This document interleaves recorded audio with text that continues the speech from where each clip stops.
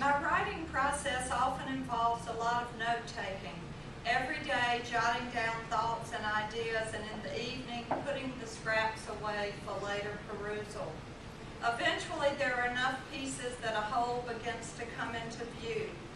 I think we all are like those old antenna contraptions that used to perch on rooftops, turning and turning to pick up signals in hopes of making a connection and finding clarity. The pieces that led me to life after life began accumulating long before I was ready to write it. The first being when my dad died 20 years ago. I wrote how strange it was that I was able to sit and pay bills and feed my children and do all sorts of everyday tasks in the midst of that sorrow. How odd that even as I was heartbroken, I was equally amazed and enthralled by the process of death and how the body does everything it can to protect the heart and keep it beating as long as possible. The color in life leaving the extremities like someone going through a house and turning out the lights. I was aware of how I had dreaded and been waiting for this moment my whole life. My dad had suffered severe depression and was hospitalized several times during my childhood, and I think I had always been preparing myself to lose him again. And then it happened, and there I was, still with my bills to pay and my children to care for, and students I would see back in class the next week. In those last days, my dad said many things. He asked my sister and me to help him get to the corner where he wasn't sure who, were waiting for him.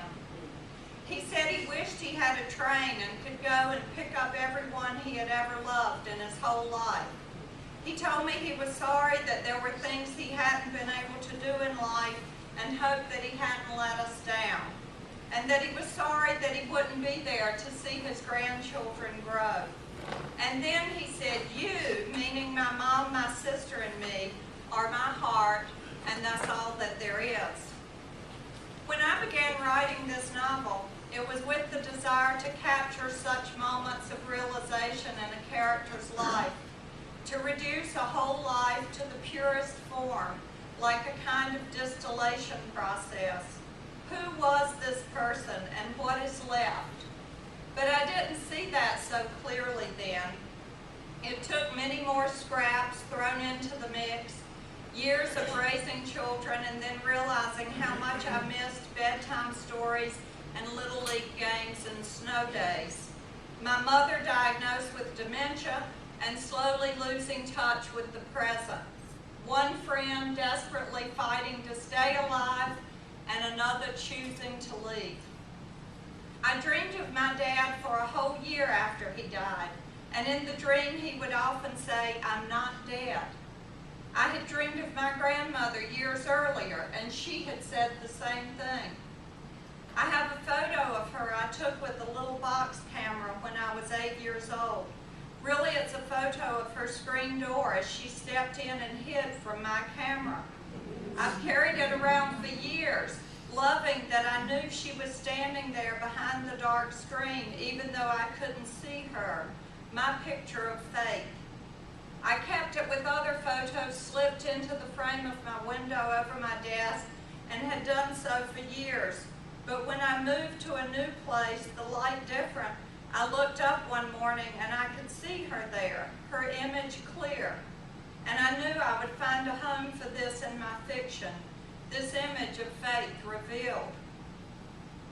Not too long after, I was riding in the car with my then 14-year-old son, who asked me how often I thought we passed a car with someone in it who had committed murder. I looked at the long lines of traffic surrounding us and started reaching for a pen to make a note, knowing that the answer to his question was probably one we would really hate to know. It was a chilling thought, and of course it was an easy step from that to the consideration of all dark secrets. I was already attempting to work out a part of that equation for various characters populating my work. Where is the weak spot? What is it that no one else knows about this human? The moment of death, faith, darkness, it began to come together, and in the bits and pieces I began studying the ideas for various characters and where each might fit. I would resurrect my fictional town. Here's the cemetery, and here's the retirement home, and here's the road to the beach. There's a man who's faking dementia to escape life with his son. A woman from Boston who has come to this place to retire because it's the hometown of a long-ago lover no one knew about. There's a hospice volunteer committed to collecting the most important details about those she sits with, while also making amends with her own life. A young woman trying to survive the legacy of her own sad upbringing, a kid witnessing her parents' volatile marriage, and a senile third-grade teacher who believes we are all 8 years old in the heart, and who takes photographs and makes things happen that never did. Most importantly, memories of herself with her mother, who died young. I've always loved composite pieces, each character introduced like an instrument, their voices blending until there's a communal symphony of a particular place. I greatly admired the novel The Heart is a Lonely Hunter for this reason, and for the way McCullers managed to highlight every walk of society and longing. In the same way, I've long been inspired by Thornton Wilder's Our Town, especially its use of time and the way it gives voice to the dead. That's all that there is. I'm very interested in that fine line between fiction and reality, and between comedy and tragedy, and pushing the line as much as possible. In this novel, I was also interested in pushing the line between life and death, in hopes of finding that split moment when the reader is aware of both places, what those left on earth are recalling and what the one leaving is thinking. That brief spark of connection and recognition before the paths continue in different directions. This novel is a love song to memory and life.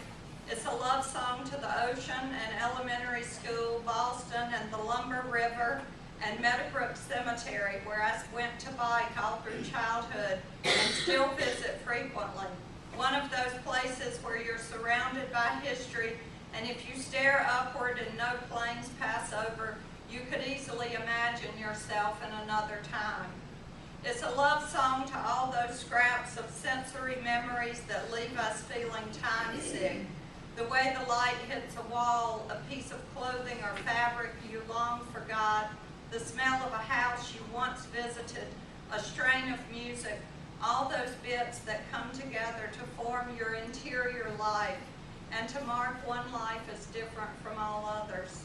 It's an acknowledgement of the fragility of it all. It's nothing new, obviously, just my attempt at it. Somewhere in the box of notes I had written thoughts about how life is often like a magic trick. Years and years of sleight of hand and lots of smoke and mirrors and doves and scarves and wands and words, when so often the result is very simple, right before your eyes. I recently spoke to my mother, who at the end of the call asked, "Would you like to speak to your daddy?" And I said, "Of course I would." After a few moments of fumbling, she came back to tell me that he was in there on the bed taking a nap and she hated to wake him, and that she would just tell him that I had called. And I could see him there. For several hours I thought of him there. Sometimes she tells me they're at the beach, and sometimes she's waiting for him to get home from work, and my mind leaps to the kitchen of the house where I grew up, and there's the dog from 40 years ago, and there's that Chevrolet Caprice station wagon in the drive, and the dogwood tree my mother named for her Aunt Lottie, and there's that antenna on the roof that turns and turns as it attempts to find a clear channel. My hope is that Life After Life will entertain, but also will leave the reader to connect to his or her own signals and memories. After all, that's all that there is.